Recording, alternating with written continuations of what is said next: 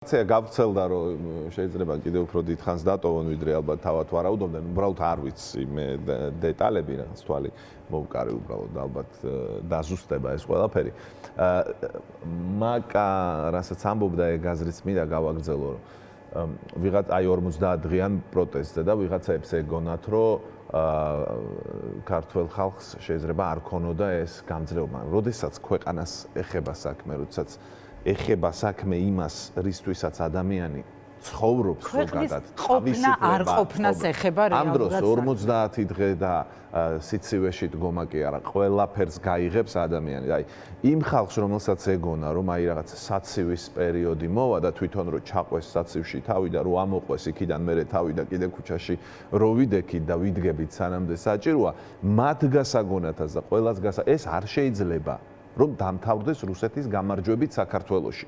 არ შეიძლება, თუმცა შესაძლებელია, მაგრამ არ შეიძლება ეს ასე რომ მოხდეს, ეს არ უნდა დავუშვათ. ამისთვის პროტესტის ბევრი სხვადასხვა ფორმაა კიდევ საჭირო. დღეს რაც ხდებოდა გაფიცვა, ეს არის უმძლავრესი იარაღი. ამით ძალიან ბევრი რაღაცის მიღწევა შეიძლება რეჟიმთან ბრძოლაში და ეს ხომ გამაფრთხილებელი იყო. დღეს ხალხმა გააფრთხილა 3 საათით.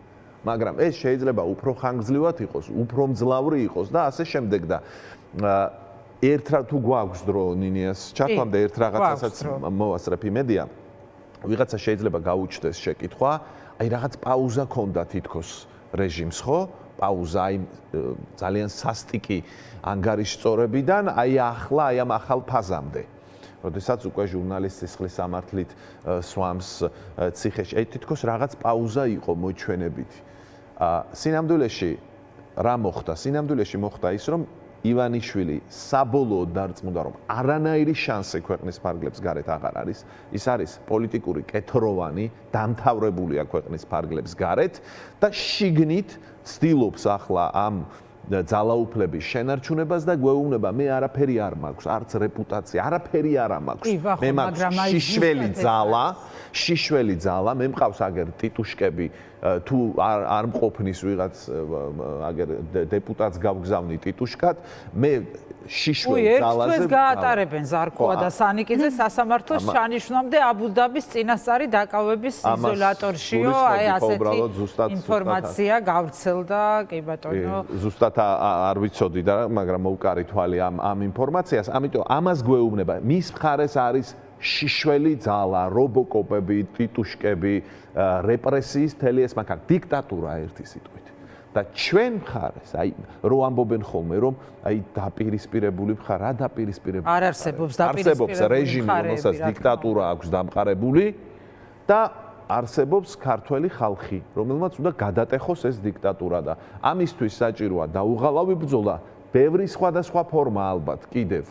გამრავალფეროვნება აქციების როგორც შინაარსი გასაგებია როგორც ფორმებით იმისთვის რომ სულ უფრო დასუსტდეს ეს რეჟიმი და გარედან დახმარება უკან დაიხიოს რეჟიმი აი მაგას ვამბობ როდესაც ასეთი ძალა გვიპირდება უკან დახევა არა მე არ ვუყურებ ამას როგორც უკან დახევა კი არა უნდა ჩამოიშალოს უნდა დანიშნოს ის არჩევნები სადაც პირწმინდად განადგურდება ოღონდ ის არჩევნები უნდა ჩატარდეს ისე როგორც სამართლიანი არჩევნები ტარდება და არა ივანიშვილის თამაშის წესებით.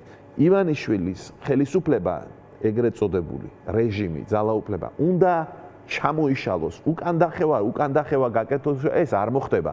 თავიდანვე ვთქვი, არსებობს ორი გზა, როდესაც დემოკრატიიდან გადაუხო. ერთი არის რომ დიქტატურა, ერთი ეს არის, მეორე არის ამ რეჟიმის, რომელიც დიქტატურას ამყარებს, გამოცვლა. სხვა გზა არ არსებობს. ჩვენ უნდა გამოვცვალოთ.